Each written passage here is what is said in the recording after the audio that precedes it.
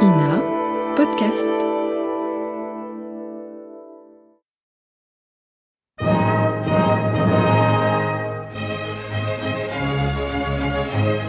Bon baiser de partout. Une émission secrète de...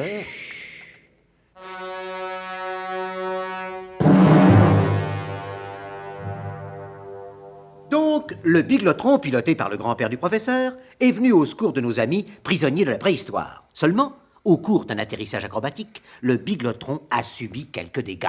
Le professeur et son grand-père s'efforcent de réparer les 10 dégâts. Des fuites de la plaque Small, je crois, et des ennuis du côté des rivaxateurs de Rabruche. Le temps presse toujours. Seuls les inconscients n'y prennent pas garde. Surpris par l'arrivée inopinée de l'engin, les hommes primitifs qui voulaient donner l'assaut à la caverne occupée par nos amis se sont repliés, en désordre d'abord, puis se sont regroupés en ordre parfait ensuite pour délibérer de l'opportunité de repartir à l'attaque. Le colonel avait envoyé en éclaireur Gédéon Burnemauve et Albert Tunoulet afin de connaître les intentions de l'ennemi. Alors, Burnemauve, Mon colonel, de toutes les observations que nous avons pu faire sur le terrain, il ressort... À boudin, mon colonel. vous en pas été frise, hein, c'est vraiment pas le moment. Ah, c'est jamais le moment pour un calembour, et c'est ce qui en fait tout le charme. Qu'est-ce qu'il a voulu dire, l'adjudant? J'ai rien compris. Tunoulet. Oh, eh? Ah bon? Je vous en prie, Burnemauve, poursuivez, n'est-ce pas? Merci, mon colonel. C'est Bon, de toutes les observations, disais-je, Oui. que nous avons pu faire sur le terrain, Oui. il résulte... Adjudant, il résulte... Non? Rien? Bon. Il résulte que chacune des tribus a mis aux voix la décision de reprendre l'attaque. Résultat de cette consultation? Balotage pour le moment, mon colonel. Mais d'après le mode de scrutin en vigueur chez ces peuplades, une espèce de panachage à la proportionnelle avec répartition des restes sur le plan national, j'ai cru comprendre que ce vote n'engageait strictement personne. Ceux qui voudraient repartir à l'attaque y repartiraient. La seule chance que nous ayons dans l'hypothèse d'un vote contre la reprise des hostilités, c'est de voir les combattants 2 fois moins nombreux, mon colonel. Ouais. 2 fois moins nombreux. 2 fois, oui. Ouais. Ça fait encore environ 1000 fois plus nombreux que nous. Tifris, tout calembour, c'est ça. Et donc voir où en est le professeur Slalom Jérémy Millerlage. À vos ordres, mon colonel. Et, tout calembour cessant, l'adjudant Tifris s'en fut voir où en était le professeur Slalom Jérémy Millerlage. Alors, monsieur le professeur, ça va-t-il comme vous voulez? Si le colonel vous envoie, c'est qu'il s'impatiente. C'est pas tellement le colonel qui s'impatiente, monsieur le professeur. Ça serait plutôt ceux d'en face qui auraient, comme qui dirait, des velléités de reprendre le sentier de la guerre. Dites au colonel que je fais au plus vite. Bien, monsieur le professeur, comptez sur moi. La commission, elle sera faite réglementairement et remise en main propre comme il se doit envers un chef qui l'est tellement plus haut placé que soi dans la hiérarchie militaire secrète. Bref, si vous préférez, la commission, elle sera faite, et bien faite. Et pendant ce temps-là, mais en 1889, Sostène Vorroulet rencontrait la comtesse Vanda. Ah, comtesse, pouvez-vous me dire où se trouve présentement le professeur? Non, monsieur Vorroulet, je ne peux pas vous le dire. Vous ne pouvez pas ou vous ne voulez pas? Je ne peux pas parce que je ne sais rien. Vous avez toujours prétendu que vous étiez la femme la mieux informée du monde. C'est vrai. Et du moment que je ne sais pas où se trouve le professeur, c'est que personne ne le sait. Même pas Monsieur Zorbec-Legras? Le petit Zorbec. La dernière fois que j'ai aperçu moi-même le professeur, c'était à l'inauguration de l'exposition. Monsieur Zorbec-Legras n'était pas loin de lui. Et j'ai comme l'impression qu'il a tout fait pour que je ne puisse pas l'aborder.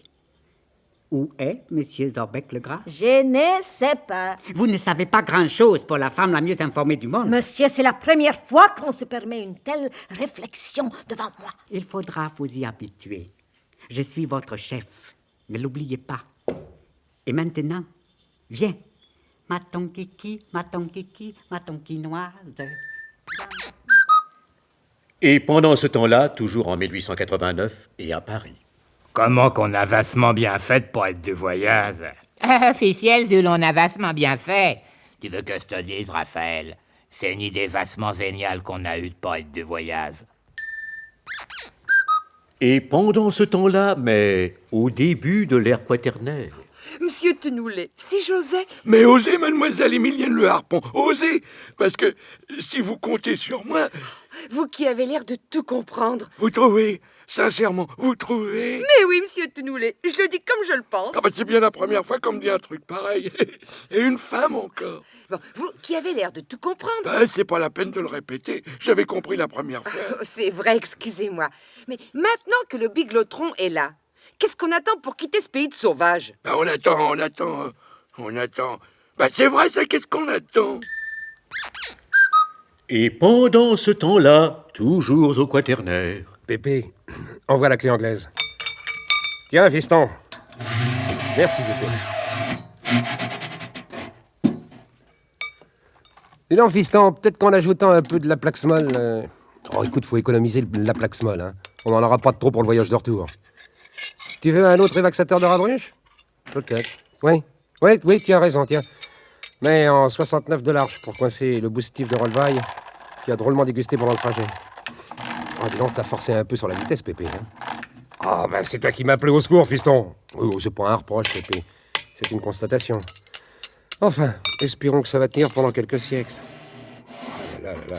Tu t'es tapé un drôle de trajet pour venir jusqu'ici. Toi qui n'aimes pas tellement les voyages.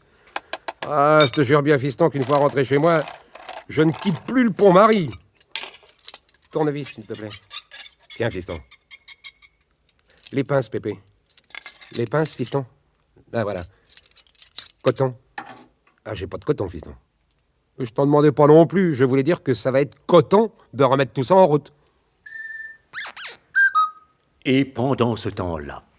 Vous ne voyez rien, Burnemot? Non, mon colonel, mais je crois entendre... Qu'entendez-vous, Burnemot? Le piétinement sourd des légions en marche. Par tous les paniers fleuris ici, belle baisse. Vous avez raison.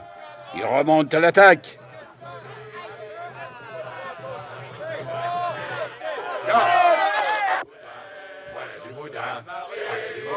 Et Oberst, dégueulasse, compte tenu des circonstances, je déclare que je me mets sous vos ordres.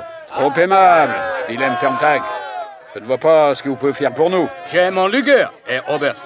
Et grâce à ce monocle qui compense les dixièmes qui me manquent à l'œil droit, je suis incapable de rater un as de pique à 100 pas. Moi aussi, mon colonel, j'ai mon Luger. Je vous remercie. Mais n'en faites usage que lorsque ce sera tout à fait nécessaire. Jawohl, et Oberst!